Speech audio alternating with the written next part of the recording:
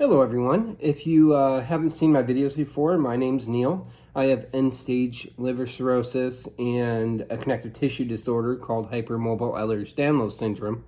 But today's video that I want to talk about is kind of a harder subject, something that really isn't talked about much, which is, I think, the hardest thing to talk about when it comes to getting a diagnosis like an end-stage liver cirrhosis or late liver cirrhosis, or any other major illness that, could wind up, making us check out early.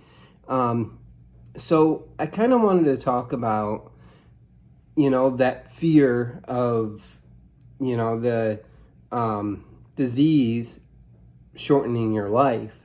And that's something that is hard to think about, but it's even harder to talk about. In conversations, it's one of those things, it's kind of like no one really knows what to say. And there's no real good, perfect thing that can be said about it. It is a scary thing, and it's a hard thing to wrap your head around. And I kind of want to talk about how I deal with that thought, what works for me. And I kind of wanted to share that. And I don't know if there's any other videos out there like this, but I haven't seen any, and I thought that maybe if I shared how I felt on that situation and what goes through my mind, it maybe might help somebody else. So, for me, 3 years ago, I was diagnosed in May of 2022, and I spent pretty much all of May, all the way through the end of August, in the hospital almost constantly. And at the time, they gave me 90 days to live. And I was turned down for a liver transplant for not having a support system at the time. And, and there's been 2 other cases since then, actually, that I've been pretty close to the edge. Most recently in May, when I literally went 10 days with no nutrition, and it was a rough ride. It really was. And that was due to, not because of liver disease, it was due to the other disease that I have, but the liver needs all those proteins and stuff, and I'm not giving them to them, and yeah, it's a tough thing, and it can be scary. And for me, I started thinking about things like, did I do anything good in my life? Did I make a difference in anybody's life? And start thinking about things you've been through, and things you wish you could change, and that idea of who's going to remember you, and all those crazy thoughts. And because the last thing you want to do if you have close family members is put anybody through that. I remember when my mother passed about 6 years ago from lung cancer, and I remember her biggest worry at the end was that everybody was going to be okay after she goes. And that was her biggest worry. And she really went with grace, and she knew it was her time.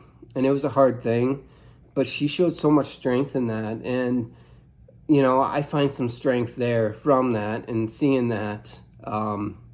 But for me, and, it's for me, and what kind of eases my mind and allows me to kind of, I don't want to go, but when it's my time, it's my time. And what's allowed me to become, I would say, not okay with it, but, but okay with it in a way, if that makes sense. Nobody wants to go early, when they're younger or what have you. I'm 45. And, if I had a healthy liver, I could probably go another 30 years or what have you. But this particular disease, if you look it up and you Google it, it's going to tell you 2 years. And there's a bunch of different levels and times, and it's based on the body and the person. And it can all change and be different. And some people may get transplants, some people may not. And then there's people that have other things like cancers and stuff like that go through this, that get towards the end like my mother did.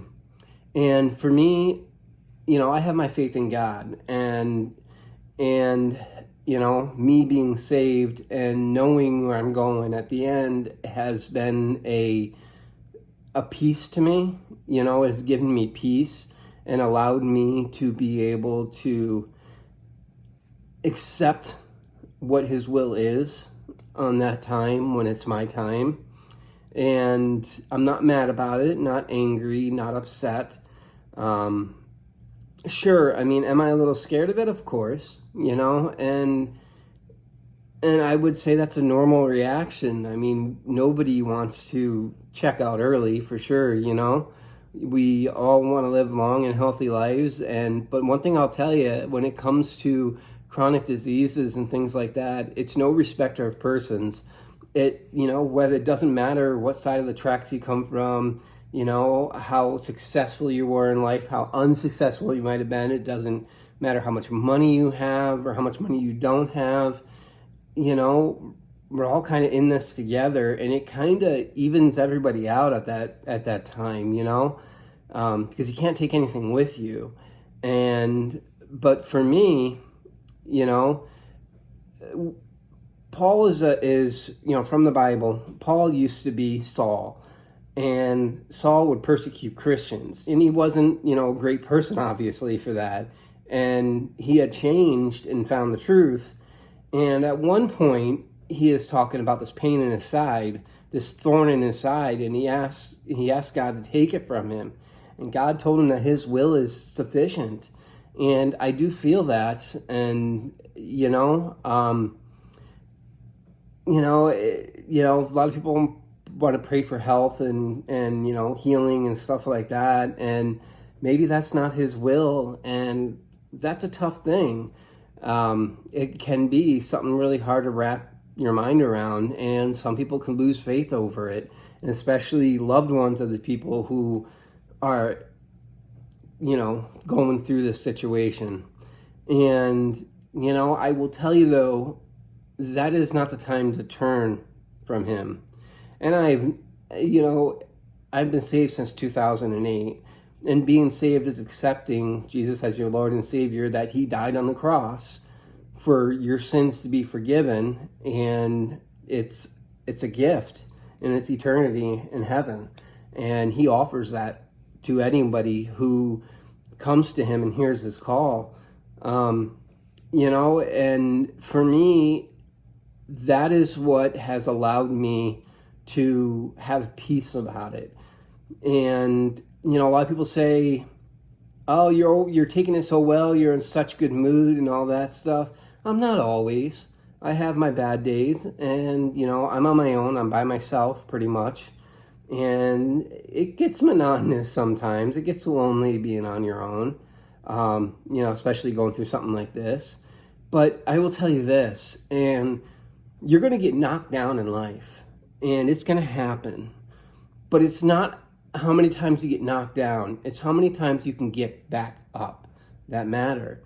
And if we can find peace, in that situation, it can help all around. I mean, with that peace, I'm able to have some happiness where that's not weighing over me so hard, and it isn't, scaring me so bad as what it could have. So, it's one of those things that is, like I said, hard to talk about, and also hard to think about. But that's what works for me, and I do feel that can work for anyone, and you just got to accept him. And, if you have more questions about this, you're more than welcome to put them in the comments, and I'll be happy to answer them. But that is what gets me through. And, I've lost a lot of things in life, and I've had some good times in life. And I wouldn't say that everything came easy to me, because it didn't. I've had a lot of battles, and I have fought my way through. When I fall down, I try to get back up. And I think that's what's important in the meantime, in that journey, because we're all on a journey to the end, no matter where we're at. And I think that's important to remember, where, you know, if you can find that grace, you can find some peace and happiness in that. And, you know, I make it sound easy, and to be honest, it kind of is. You just got to surrender to it and accept it and know that, you know, God has the right path for you, and He is there for you. And, you know, and through it, you know, I finally joined a new church, and I have been enjoying that. I've had good fellowship, and I've gotten to meet some people, which has been really good for me. And I'm really enjoying that because, you know, even me, I fell for a long time, and, you know, I kind of turned away. And I was last May, like I said, when I went like 10 days without any nutrition. And if you know anything about liver disease, you have to feed it protein, or it starts eating the protein from your body, and that makes your liver even worse. And I had real bad hepatic encephalopathy, which is ammonia poisoning in the brain. I had real bad spells with that too while I was in there, which was pretty scary. And they had come to me and they said, well, you need this feeding tube, but the problem is that your organs have all moved, and you have so many large varices. We've never seen so many varices and so large. So through that, you know, I that hit me, because that is my connective tissue disorder. So the crazy part is my connective tissue disorder has moved enough to allow excess varices to take that pressure off that portal vein through that liver. So I don't have so much pressure going through there, which has allowed me to have a couple more years of better health. And, you know, I'm grateful for that. And to me, that's God working. I mean, I've had one disease all my life and didn't really know it. And then I get this other disease, but yet the one that I've had all my life is actually keeping me healthier than what I should be or could be. And I find that to be amazing. And that itself is powerful. And I don't believe these things just happen by chance, that it's just one of those things that just, oh, you're just lucky, it's just by chance. I think that's kind of a 1 in a million shot. I've never heard of anybody having the Ehlers-Danlos syndrome that have liver cirrhosis. You know, liver disease runs on my father's side of the family. The hypermobile Ehlers-Danlos syndrome seems to have come from my mother's side of the family, from the best I can tell. And that combination has allowed me to have somewhat of a decent, still healthy life. I'm still able to get up and get around. I mean, I get tired and worn down easily. I'm on the feeding tube, so I have to, you know, take the times. I got to plan everything out, because if I'm going to be gone more than a certain period of time, I got to make sure I'm able to do a feeding.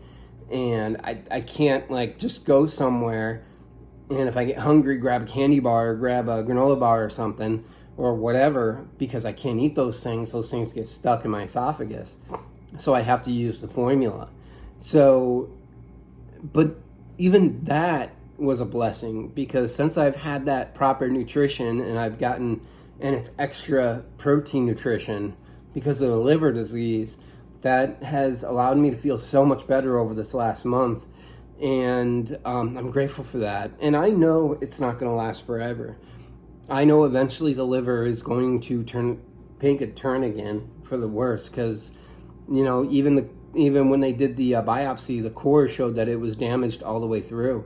So, you know, this is just something that I truly believe, and that's got to be a divine intervention there. You know, these two diseases working together to give me this extra time.